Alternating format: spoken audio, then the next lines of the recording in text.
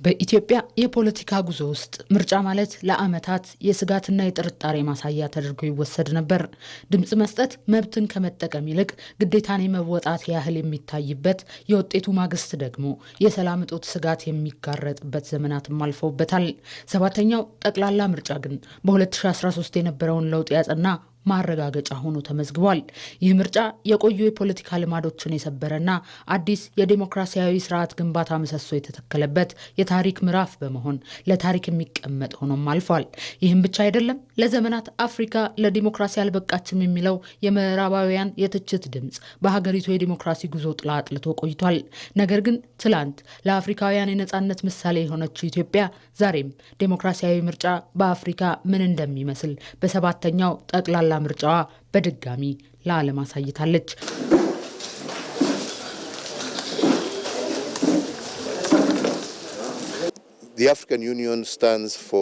የአፍሪካ ህብረት ለዲሞክራሲያዊ መርሆዎች እንዲሁም ዜጎችና አህጉራችን የሚፈልጓቸውን መሪዎች በነጻነትና በግልጽነት መምረጥ ለሚችሉበት አቅም በጽኑ ይቆማል። በመሆኑም እዚህ እየታዘብነው ያለነው ስኬታማ የዲሞክራሲ ሂደት ደግሞ በአህጉሪቱ ላይ በከፍተኛ ድምፅ የሚያስተጋባና አዎንታዊ ተጽዕኖ የሚያሳርፍ እንዲሁም ከአፍሪካ እንዲወጣ የምንፈልገውን አይነት መልእክትም ለአፍሪካም ለዓለምም የሚያስተላልፍ ነው። ዲሞክራሲ ለእኛ እጅግ በጣም አስፈላጊ ነው። እንደ አፍሪካውያን በመጀመሪያ ደረጃ አዲስ አበባ ዋና ከተማችን ናት። የአፍሪካ ዋና ከተማ እንደመሆኗ መጠንም በዚች ሀገር ውስጥ ዴሞክራሲ በተግባር ሲታይ ስርዓቱ ቀድሞውኑ መዘርጋቱንና ሌሎች የአፍሪካ ሀገራትም ይህንን ስርዓት በተግባር ማረጋገጥ እንዳለባቸው የሚያሳይ አርአያነት መሆኑን እንረዳለን። ታዲያ ይህ ታሪካዊ ስኬት በአንድ ወገን ጥረት ብቻ የመጣ አይደለም። የሰባተኛው ጠቅላላ ምርጫ ሰላማዊና ዲሞክራሲያዊ ሆኖ መጠናቀቅ የተናበበ የጋራ ጥረት ውጤት እንጂ እያንዳንዱ አካል የራሱን ድርሻ በኃላፊነትና በብስለት የተወጣበት የሀገር ግንባታ ትልቅ ማሳያም ሆኗል። የኢትዮጵያ ብሔራዊ ምርጫ ቦርድ ድንቅ ስራ አከናውኗል። ሁሉም ነገር በተደራጀና ተያያዥነት ባለው መልኩ የሚመራበትን ስርዓት ዘርግቷል። ነገር ግን ይህንን የሰራው ብቻውን አይደለም። የኢትዮጵያ ብሔራዊ ምርጫ ቦርድ ያደረገው ከህዝብ ተወካዮች ጋር በጋራ መስራትን ነው። እነዚህም መንግስት፣ የሲቪክ ማህበራት፣ የሴት መሪዎች፣ የወጣት መሪዎችና የሙያ ማህበራት ናቸው። በዚህም ምክንያት በቀኑ መገባደጃ ላይ ሁሉም አካል ምርጫውን በስኬት ለማከናወን ከዚህ ታላቅ ኃላፊነት ውስጥ ድርሻውን መወጣት እንዲችል አድርጓል። Generally, we are very pleased about the peaceful nature in the places we have visited. በአጠቃላይ እኛ በጎበኘናቸው ቦታዎች ሁሉ መራጩ ህዝብ ያሳየው ሰላማዊ ባህሪና ዲሞክራሲያዊ መብቱን ለመጠቀም ያለው ጽኑ ፍላጎት እጅግ አስደስቶናል።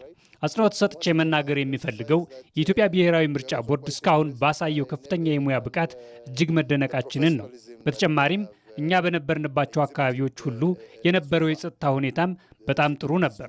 የአፍሪካ የነጻነት ታጋዮች አህጉሪቱን ከቅኝ አገዛዝ ቀንበር ሲያላቅቋት ህልማቸው ነጻነትን ማወጅ ብቻ አልነበረም።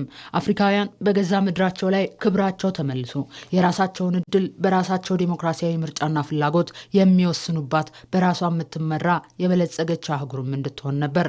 ታዲያ ኢትዮጵያ ያካሄደችው ሰላማዊና ዲሞክራሲያዊ ምርጫ ትላንት እነ kwame nkrumah ለአፍሪካ ይመኙት የነበረው የራስን እድል በራስ የመወሰን እውነተኛ የነጻነት ትርጉምንም አሳይቷል። የቀደሙ አባቶቻችን የቅኝ ግዛትን ቀንበር ለመስበር ነጻነታቸውን ለማወጅና የራስን እድል በራስ የመወሰን መብት ለማረጋገጥ በጋራ ተባብረው የታገሉት ለዚህ ነበር። የራስን እድል በራስ መወሰን ማለት በባህሪው ዲሞክራሲ ማለት ነው። በአህጉራችን ላይ ዲሞክራሲን ማጠናከራችንን ስንቀጥል ይህ ለተረጋጉና በዲሞክራሲ ግስጋሴ ላይ ላሉ ሀገራት መሰረት ይሆናል። የቀደሙ አባቶቻችን እምነትም ይህ እንደነበር አምናለሁ። ድጋሚ አጽንኦት ሰጥቼ መናገር የምፈልገው ግን ምርጫ በራሱ መጀመሪያና መጨረሻ አይደለም። ምርጫ አንድ የሂደቱ አካል ነው እንጂ። ከዚህ ምርጫ በኋላም ቢሆን የኢትዮጵያ ሕዝብ አሁንም ያሉትን ፈተናዎች በተረጋጋ የፖለቲካ ተሳትፎና በውይይት በጋራ መመልከታቸውን እንደሚቀጥሉ ተስፋዬንና ጸሎቴን ነው። በዚህም ከመረጋጋትና ሁሉንም አካታች ከመሆን የሚመጣ ስምምነትን፣ አንድነትንና ብልጽግናን ማምጣት እንችላለን። ስለዚህ ይህ አንድ እርምጃ ነው እንጂ ብቸኛው እርምጃ አይደለም። የምርጫውን ሰላማዊነትና ዴሞክራሲያዊነት ለማረጋገጥም ኢትዮጵያ በልጆቿ ያለማቸው የምርጫ መተግበሪያዎች የታዛቢዎችን ቀልብ የሳቡና ዛሬም ድረስ ኢትዮጵያ ለአፍሪካውያን መንገድ የምታሳይ መሪ መሆኗን ያረጋገጠም ጭምር ነው።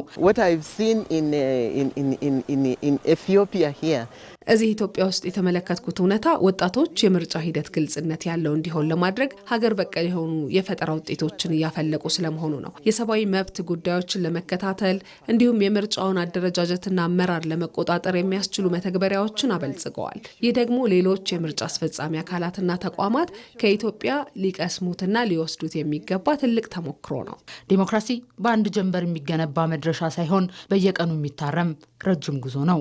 7ኛው ጠቅላላ ምርጫ ፍጹም ባይሆንም ኢትዮጵያ ወደ እውነተኛ ዲሞክራሲያዊ ስርዓት እያደረገች ያለውን ጉዞ ግን ወደማይቀለበስ ምዕራፍ ያሻገረ ሆኖ አልፏል።